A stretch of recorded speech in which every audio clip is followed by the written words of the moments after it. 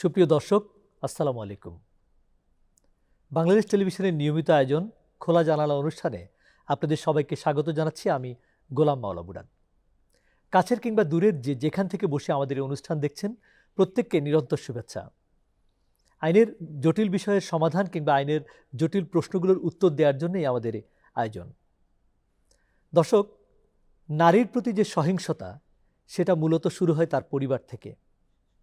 সারা বিশ্বব্যাপী এটা স্বীকৃত যে নারীর প্রতি সহিংসতা চলছে এবং বিশ্বব্যাপী প্রায় 536 মিলিয়ন নারী এ ধরনের সহিংসতার শিকার বলে একটি পরিসংখ্যানে উঠে এসছে। আর বাংলাদেশে ইউএনএফপি এর একটা গবেষণায় দেখা গেছে যে প্রায় 70% নারী কখনো না কখনো কোনো না কোনো সময় পারিবারিক সহিংসতার শিকার হয়েছেন। শিশুদের সংখ্যা এটা আরেকটু বেশি। প্রতি 10 জন শিশুর মধ্যে দেখা যায় 9 জন শিশুই পরিবারের মধ্যেই সহিংসতার শিকার হন। তো পারিবারিক সহিংসতার এই বিষয়গুলো নিয়ে আমরা আজকে আলোচনা করব।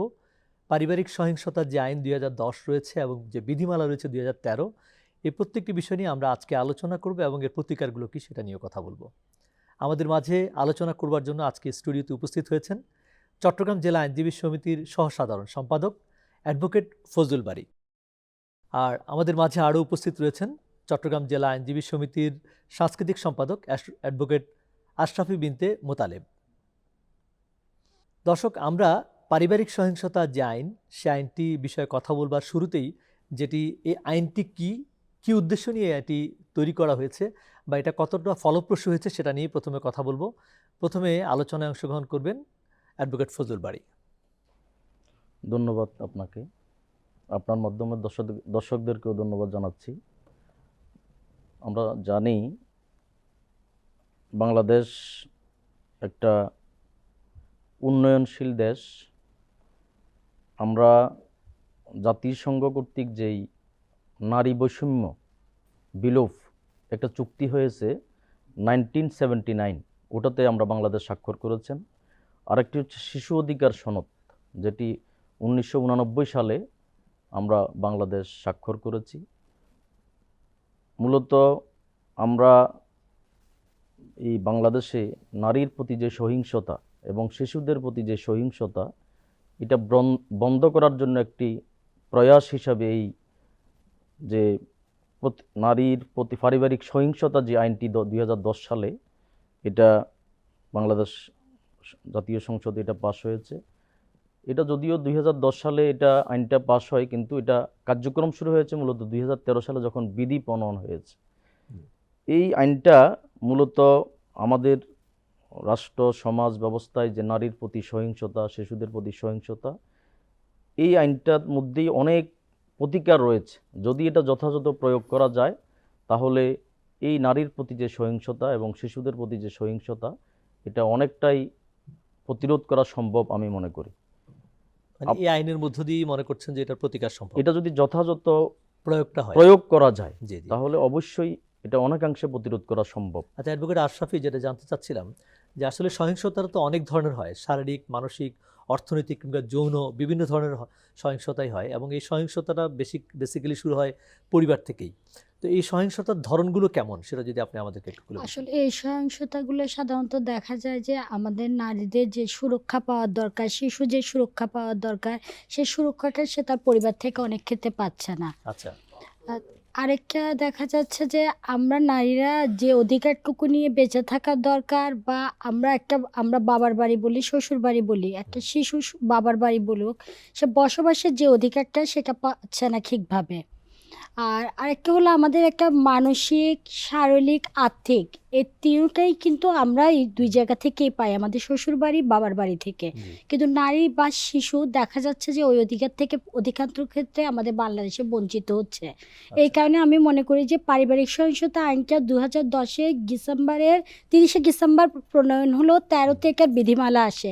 কিন্তু এই আইনটাকে আমি যথেষ্ট পরিমাণে রেসপেক্ট করছি এই জন্য যে এই আইনটা দ্বারা আমার মনে হচ্ছে যে বাংলাদেশের নারী ও শিশুরা অনেকাংশেই অনেক দূর মানে আইনি সহায়তা পাচ্ছে এখন, যেটা আগে পেত না আমাদের নারী এবং শিশুরা। জি জি, এই আইনে সহিংসতাটা কি ধরনের বলা হয়েছে, কোন কোন বিষয়কে সহিংসতা বলা এই হয়েছে? আইনে সহিংসতা বলা হয়েছে যে যদি আমার যে যে অধিকারটুকু আমি আমার পরিবারে পাওয়ার হকদার সেটা জি। আমাকে দিচ্ছে না, জি ওই সহিংসতার কথা বলা হয়েছে। কিংবা আমাকে আর্থিক যে ক্ষতিপূরণটা দেওয়ার দরকার সেটা আমাকে দিচ্ছে না। হয়তো একটা পরিবারে দেখা যাচ্ছে যে আমরা 7 জন ভাই বোন, জি 6 জন ভাই, আমার বাবা মা মারা গেছে, তখন ওরা দেখা যাচ্ছে যে কোনো সম্পদটা ভাগ না করে একতরফাভাবে তারা দখল করে আছে। তখন আমি আমার ওই অধিকারটুকু সহিংসতা আইনে গিয়ে চাইতে পারবো।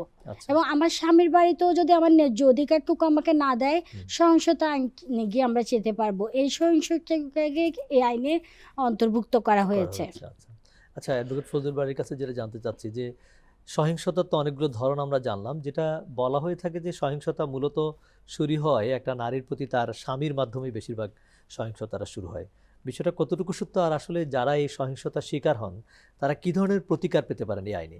পারিবারিক যেটা সহিংসতা বলা হচ্ছে, এই পারিবারিক সহিংসতা আইনে এটাকে 4 ধরনের সহিংসতার কথা বলা হয়েছে। আচ্ছা একটা হচ্ছে শারীরিক সহিংসতা, মানসিক সহিংসতা, আর একটা হচ্ছে যৌন সহিংসতা, আর একটা হচ্ছে আর্থিক সহিংসতা। জি এটা এই সহিংসতাগুলি আসলে বেশিরভাগই কিন্তু পরিবারের সদস্যদের পক্ষ থেকে আসে। আচ্ছা কারণ যৌথ পরিবারে দেখা যাচ্ছে যে স্বামীর পক্ষ থেকে, শাশুড়ির পক্ষ থেকে, পরিবারের অন্যান্য সদস্যদের পক্ষ থেকে শারীরিকভাবে, বিশেষ করে স্বামীর পক্ষ থেকে শারীরিক যে সহিংসতা এটা বেশি হচ্ছে, জি আর মানসিক সহিংসতা হচ্ছে পরিবারের অন্যান্য সদস্যদের থেকে। আচ্ছা যৌন সহিংসতাটা হচ্ছে একইভাবে। আর আর্থিক সহিংসতাটা হচ্ছে বেশিরভাগ ক্ষেত্রে আপনার যৌথ পরিবারে দেখা যাচ্ছে যে ভাইরা বোনের সম্পত্তি থেকে বঞ্চিত করছে, জি স্বামী তার স্ত্রীকে তার সম্পত্তি থেকে বঞ্চিত করছে। জি এইভাবে অনেক, এই 4টা সহিংসতা মূলত বেশি হচ্ছে। আমি সেক্ষেত্রে আপনাকে একটু আমাদের এই খুব কাছের কিছু তথ্য আমি আপনাকে দিচ্ছি। আইন ও সালিশ কেন্দ্র জানুয়ারি থেকে জুলাই ওনারা একটা রিপোর্ট করেছেন গত মাসে, জি যে আমাদের দেশে এই জানুয়ারি থেকে জুলাই 363টি পারিবারিক সহিংসতা ঘটেছে। তার মধ্যে মৃত্যু হয়েছে 322 জনের।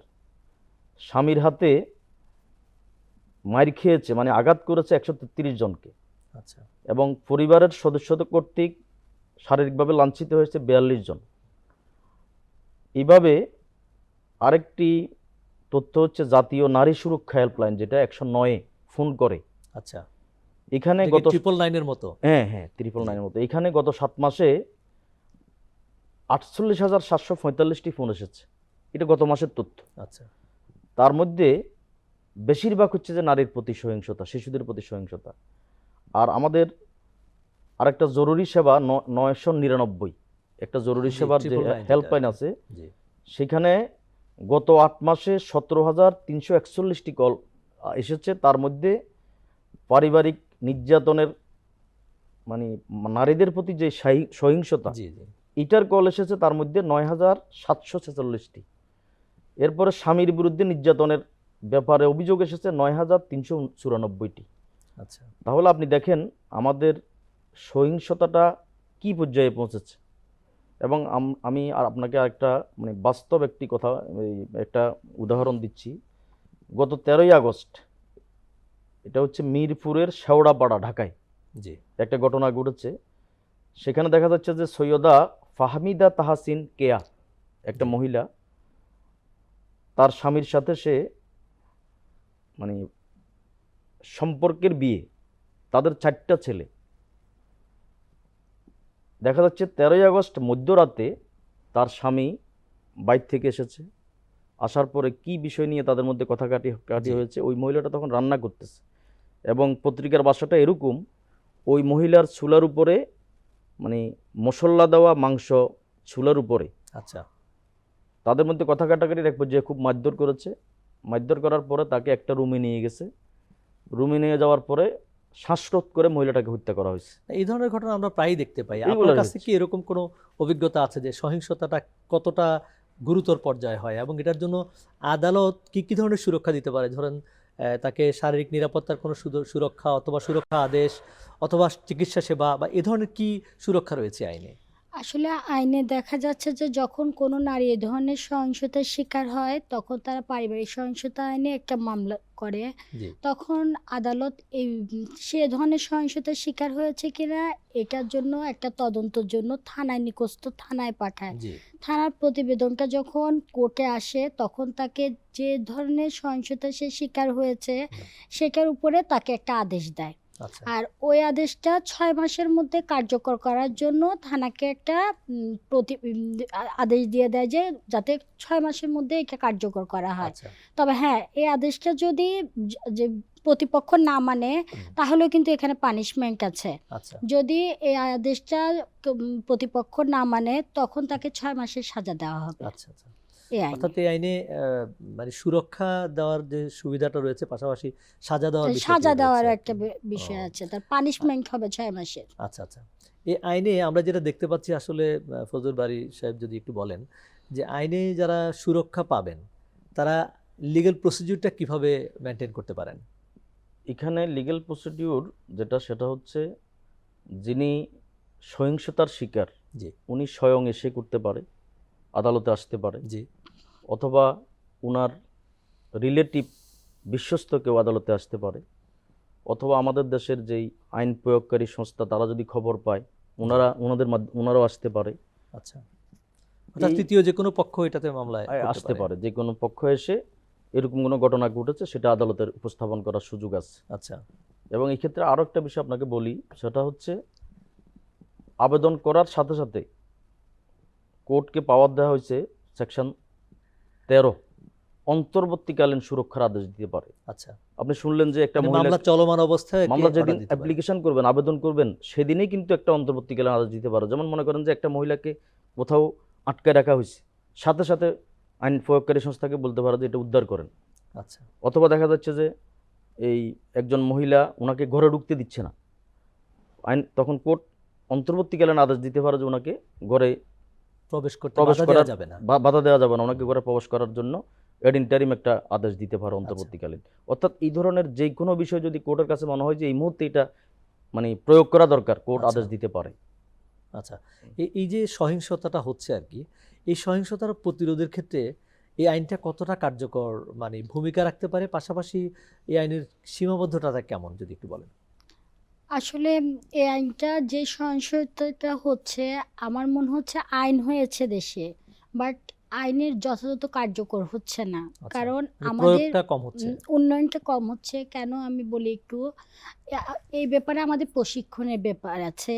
কিছু বৈঠক, উঠান বৈঠক এই আইনটা যে হয়েছে জি, আমাদের অনেক আমরা কিন্তু সবসময় নিম্ন শ্রেণীর যে ক্লায়েন্টগুলো আছে আমরা দেখি তারা বেশি মামলা করতে আসে। আচ্ছা, কিন্তু আমি দেখেছি যে আমাদের মধ্যবিত্ত এবং উচ্চ শ্রেণীর মহিলা এবং শিশুরা বেশি সহিংসতার শিকার। আচ্ছা। কিন্তু তারা ঘরে বেরোয় আসতে পারছে না। তারা হয়তোবা এই আইনটা সম্পর্কে জানে না। মানে আইনের সুরক্ষাটা যে নিতে পারবে নিতে সেটাও হয়তো পারবে তারা তারা জানে না। জানে না।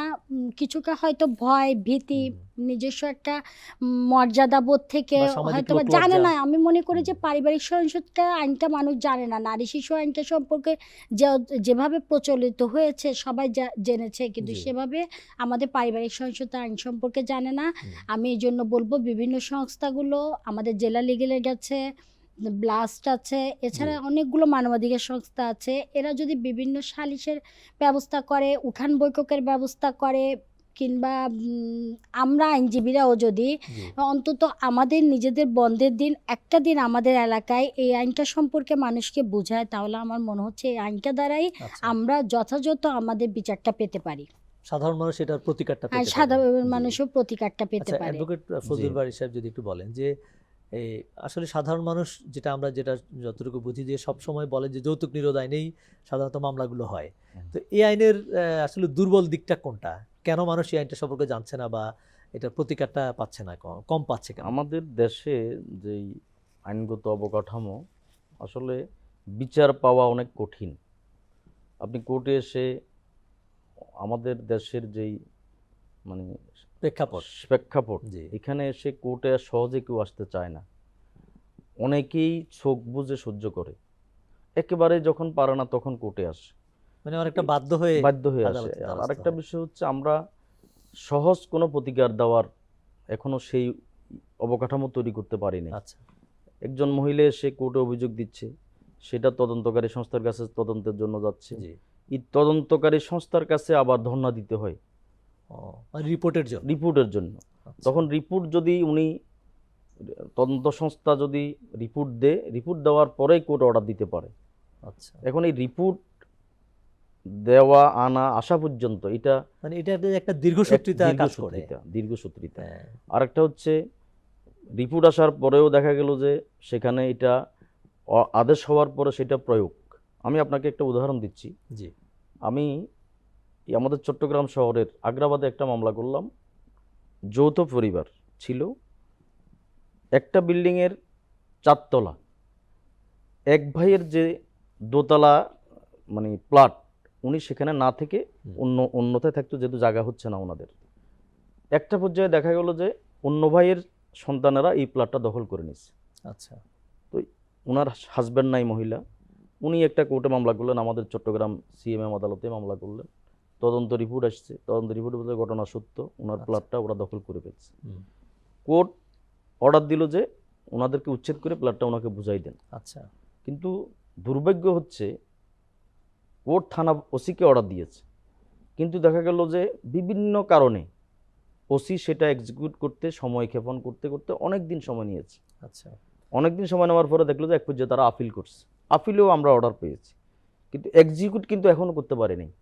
এখানে বিভিন্ন রকমের ওসি সাহেব ওই কোর্টের অর্ডারটাকে এক্সিকিউট করতে সময় ক্ষেপণ করতেছে বিভিন্ন, সেখানে রাজনৈতিক বিষয় আছে, অর্থনৈতিক বিষয় আছে, অনেক প্রেসার, বিভিন্ন ধরনের প্রেসার প্রভাব দেখা প্রতিপত্তি যায় আর কি। অনেক কিছু আচ্ছা, এই আছে। বিষয়ে আপনি যদি একটু বলেন যে এইটা খুব গুরুত্বপূর্ণ একটা বিষয়, যে প্রয়োগকারী যে সংস্থা বা প্রয়োগকারী ব্যক্তি যিনি যেটা আদালতের বিষয়টাকে এক্সিকিউট করবেন, তাদের ভূমিকাটা কেমন এবং তাদের ভূমিকার কারণে কি এই আইনে প্রতিকার কম পাচ্ছে মানুষ? হ্যাঁ, তাদের ভূমিকাটা আমরা সবসময় দেখি যে অনেকটা নীরব থাকে। কারণ যারা প্রার্থিক হয়ে আমাদের কাছে আসে তাদের থেকে প্রতিপক্ষরা বেশি সবল থাকে। আচ্ছা, তো এই ব্যাপারে আমার মনে হয় যে তাদেরকে যদি একটু প্রেশার মানে একটু বলা হয় বা তাদেরকে নিয়ে একটু প্রেশার করা হয় যে যখনই আদালত থেকে একটা আদেশ আসবে জি, সেটার সাথে সাথে কার্যকর করার জন্য, তাহলে আমরা একটু মানে এই আইনটা বেশি গতিশীলভাবে এগিয়ে যাবে। কারণ আমি যৌতুকের যে মানে এটা একটা কে করবে? এই জিনিসটা আমি মনে করি বাংলাদেশের সরকারকে এবং এটা হাতে নিতে হবে। কারণ কোর্ট তো আদালতকে একটা পুলিশকে প্রেশার দিতে পারবে না। জি, উনি হয়তোবা এটার জন্য উনি ইয়ে দিতে পারবে, তাগিদ দিতে পারবে। কিন্তু তাগিদেই তারা ওখানেই থেকে যায়। তাগিদের পর তাগিদ যায়। কিন্তু এটা যদি সরকার যদি এ ব্যাপারে এগিয়ে আসে, আচ্ছা, যখন কোনো আদেশ কোর্ট থেকে দেওয়া হবে তখন এতদিনের মধ্যে এটা কার্যকর করে মানে দিতে আসলে হবে। প্রত্যেকটা অর্গানে তো সরকার তো সবাই মিলিয়ে সরকার, হুম। যে সরকার কি প্রত্যেক জায়গায় ধরেন আদালতের একটা আদেশ হলো বা রায় হলো, সেটা সরকার তো সরাসরি এখানে হস্তক্ষেপ করতে পারে না। তো সেক্ষেত্রে আপনি যদি একটু বলেন ফজলুল বারী সাহেব, যে এইটা এক্সিকিউট করার ক্ষেত্রে দুর্বলতাটা কি এবং কিভাবে এটা সমাধান করা যায়? দুর্বলতাটা হচ্ছে আসলে এই যে, এটাকে এক কথায় বললে আমলাতান্ত্রিক জটিলতা বলবেন। আচ্ছা, অর্থাৎ কোর্ট অর্ডার দেওয়ার পরে সেটা ওসিকে দিলে ওসি সেটা সাথে সাথে এক্সিকিউট করতে হবে। এটা জবাবদিহিতার আওতায় আনতে হবে ওনাকে, যে আপনাকে আমি অর্ডার দিলাম কোর্ট, কিন্তু এটা এক্সিকিউট কেন করলেন না। অথবা সেটা যদি অন্য কোনো সরকারি সংস্থাকে দিয়ে এক্সিকিউট করার জন্য, ওনারাও সাথে সাথে করতে হবে। এবং যদি এটা না করে একটা টাইম বেঁধে দিতে হবে, এতদিনের ভিতর না করলে সেটা একটা শাস্তির ব্যবস্থা করতে হবে, ওনার প্রমোশন আটকে দিতে হবে। অর্থাৎ যে সমস্ত সরকারি আইন প্রয়োগকারী সংস্থা আছে, ওনাদেরকে কোর্টের যে কোনো আদেশ এটা এক্সিকিউট করার ক্ষেত্রে আরও সচেতনতা বাড়াইতে হবে, দায়িত্বশীলতা বাড়াইতে হবে। এবং এই ক্ষেত্রে যদি ওনারা এক্সিকিউট না করে অজুহাত দেখাইয়া, তখন তাদেরকে একটা মানে ইয়ার মধ্যে শাস্তির আওতায় আনা যায়, আচ্ছা, বা প্রমোশন আটকে দেওয়া যায়, জবাবদিহিতার আওতায় আনতে হবে ওনাদেরকে। সেটাই এটা আপনি করলে যেটা একটু আগে বলছিলেন আপনার জি। অভিজ্ঞতা থেকে, যে একটা মামলা এরকম মানে বছরের পর বছর ধরে ঘুরছে অথচ প্রতিকার পাচ্ছে না। না, এখনো এক্সিকিউট করা যায় নাই। আচ্ছা, এক্সিকিউট করা যায় নাই বলতে এখানে ওরা যখন থানায় যায়, ওনারা বিভিন্ন ওই অজুহাত দেখায়, ব্যস্ততা, ওইটা সেটা, এগুলো আর কি। আচ্ছা, এই হচ্ছে অবস্থা। মানে অর্থাৎ সে বিচার পেল না, পেল না। এক্সিকিউট যদি না হয় তাহলে তো তবে বিচার আশা পেলো ছাড়ি না। নাই, পাবে আশা করতেছি। আচ্ছা, আশা ছাড়ি আচ্ছা, এই নাই। ক্ষেত্রে একটা জিনিস যদি বলি, এই প্রক্রিয়াগুলোকে সহজ কিভাবে করা যায়? একজন বিচার প্রার্থী যিনি সহিংসতার শিকার, তিনি তো আসলে অনেক দুঃখ কষ্ট নিয়ে আদালতে আসেন। তো তো এই প্রক্রিয়াগুলোকে কিভাবে সহজে উনি প্রতিকারটা পেতে পারেন এই আইনে? আসলে এই আইনটাতেই প্রতিকারটা আমার মনে হয় যে সহজে পাওয়া যায় যদি একটু প্রশাসন একটু যেখানে প্রতিবেদনের জন্য দেওয়া হয় ওরা যদি দ্রুত আমাদেরকে প্রতিবেদনটা দিয়ে দেয়। কারণ এই মামলাগুলোতে আমরা একটা জিনিস দেখি কি, আমরা যখন একটা যৌতুকের মামলা করি বা জি। অন্য সেকশনে মামলা করি সেটা ডাইরেক্ট তদন্তে দিয়ে দেয়, আচ্ছা কিন্তু পারিবারিক সহিংসতার মামলায় তদন্তের সাথে শোকজ করা হয় প্রতিপক্ষকে। আচ্ছা যেটা আমরা একটা মানে মামলাটা আমার জন্য আমার মনে হয় প্রতিপক্ষ এসে শোকজ হয়ে রিপোর্টের আগেই সে হাজির হতে হয়, জি। তাহলে এতে প্রতিকার পাওয়াটা আমাদের জন্য সহজ হয়। তো এই প্রক্রিয়াটাকে কিভাবে একটু সহজ করা যায় কোনো? আমাদের তো এবার অনেকগুলি অ্যামেন্ডমেন্ট হয়েছে। জি আপনি দেখছেন জুডিশিয়ারিতে অলরেডি জেলা জজ, অতিরিক্ত জেলা জজ, জি যুগ্ম জেলা জজ এগুলো সিভিল এবং ক্রিমিনাল আলাদা কোর্ট হয়ে যাবে। জি যদিও আমাদের অবকাঠামোগত সমস্যা আছে, জুডিশিয়ারি যদি জনবল বাড়ানো যায়, বিচারক বাড়ানো যায়, তাহলে এগুলা আরো Overcome করা যাবে ওভারকাম আস্তে করা আস্তে। যাবে আমি আশা করি আর কি। আচ্ছা, এই বিষয়ে একটা বিষয় যদি একটু জানতে চাই, এই আইনের আমরা বিভিন্ন সময় অভিযোগ শোনা যায় যে অপব্যবহার হয় বিভিন্ন সময়। নারীরা হয়তো অনেক সময় সঠিক মামলা করে না, কিছু অপব্যবহার হয়, অথবা আইন প্রয়োগকারী সংস্থাও সেটাকে অন্যভাবে দেখে। এই অপব্যবহারটা কীরকম হয় এবং এর প্রতিকারটা কিভাবে করা যায়? যেমন এই আইনটা যদি কোনো প্রার্থী যদি কোনো মিথ্যাভাবে এই আইনের আশ্রয় নেয় তাহলে কিন্তু এটা 1 বছরের সাজার একটা ব্যবস্থা আছে। আচ্ছা তবে একে প্রমাণ করতে হবে যে 50,000 টাকা প্রতিপক্ষকে অর্থদণ্ড। মানে সে এই মামলাটা মিথ্যাভাবে করেছে। আচ্ছা তো এটা যদি সঠিকভাবে এই আইনটা যদি ব্যবহার এবং প্রয়োগ থাকে হুম, তাহলে আমার মনে হচ্ছে যে এই মামলাটা যে মিথ্যা মামলাগুলো হয় আমরা বলি জি জি জি মিথ্যা আবেদন করা হয় জি সেগুলো কমে আসবে। কারণ দেখা আচ্ছা যাচ্ছে যে মামলাগুলো এই পারিবারিক সহিংসতা আইনেও আমি দেখি আপোষ হয়ে যায়। আচ্ছা, এই তো আইনেও আপোষ হ্যাঁ, হয়? আপোষ হয়ে যায়। ওরা এসে বলে যে আপা আমাদের মধ্যে আপোষ হয়ে গেছে, হুম, আপোসনামা করে দেন, আমি মামলা প্রত্যাহার করব। আচ্ছা তাহলে আমাদের পক্ষেও বা কিভাবে সম্ভব যে আমরা মামলাটা মিথ্যা করেছে না আর না, সত্যি করেছে, বা কোর্টের পক্ষ কিভাবে সম্ভব সেটা প্রমাণ করা? আসলে এটা একটা দুরূহ একটা ব্যাপার। তবে যদি কেউ মিথ্যা মামলা করে থাকে আর জি কি, জি তাহলে সেক্ষেত্রে এই আইনের বিধানটা কি? মিথ্যা মামলাটা মানে এটাকে ভালো করে জানা যে সেটা মিথ্যা মামলা এবং তার এগেইনস্টে প্রতিকারটা কি পেতে পারে? এখানে তো প্রথমে হচ্ছে যে মামলা করার পরে যে তদন্ত যদি সঠিকভাবে করে সত্য না মিথ্যা চলে আসবে। আচ্ছা এরপরে যদি মিথ্যা প্রমাণিত হয় তাহলে তো আইনেই সুস্পষ্টভাবে সাজার বিধান আছে। বিধানটা আছে। 1 বছর কারাদণ্ড, 50,000 টাকা জরিমানা। এইভাবে নারী এটা কি শিশু মানে যেটা ধরেন বিচারটা হওয়ার পরে নাকি? বিচারটা হওয়ার এই ব্যাপারে আসলে মিথ্যা এখানে মামলাটা করার কোনো স্পেসিফিক বিধান এখানে আছে কিনা এখানে? স্পেসিফিক কোনো বিধান নাই। আচ্ছা, এটা এই যে এই আইনে কিছু দুর্বলতাও আছে আমাদের। এই ক্ষেত্রে সেটাও যদি একটু বলেন যে এই ক্ষেত্রে দুর্বলতাটা আমি কি? বলবো যে প্রথমত হচ্ছে যে এই আইনে স্পষ্ট কিছু নাই যে আচ্ছা যদি মিথ্যা মামলা করে সেই ক্ষেত্রে প্রতিকারটা কিভাবে দেবে। কিন্তু নারী শিশু নির্যাতন আইনে আপনি জানেন জি সেখানে 17 ধারা, জি, সত্যধারায় আছে। সেখানে কিন্তু হুম, সুস্পষ্টভাবে প্রতিকারের ব্যবস্থা আছে। জি সেখানে 17 ধারায় আপনি অভিযোগ করতে পারবেন, কোর্টে মামলা করার পরে সেটা উনি কোর্ট কগনিজেন্স নেবেন এবং বিচার শুরু হবে। আচ্ছা, কিন্তু এই আইনে কিন্তু স্পষ্ট এরকম কোনো বিধান বিধান আমি নাই। দেখি নাই। ও, এখানে আরো একটা দুর্বলতা আছে, সেটা হচ্ছে যে আপিল। এখানে চিফ জুডিশিয়াল এবং সিএমএম পর্যন্ত আপিলের কথা লেখা আছে। এর উপরে এরপরে কি হবে আচ্ছা কিন্তু আচ্ছা, এই কোনো মানে সুপারিশ আছে কিনা? আমরা তো প্রায় শেষ পর্যায়ে চলে এসেছি। হ্যাঁ, এটার আমার এই আইনে একটা সুপারিশ আছে।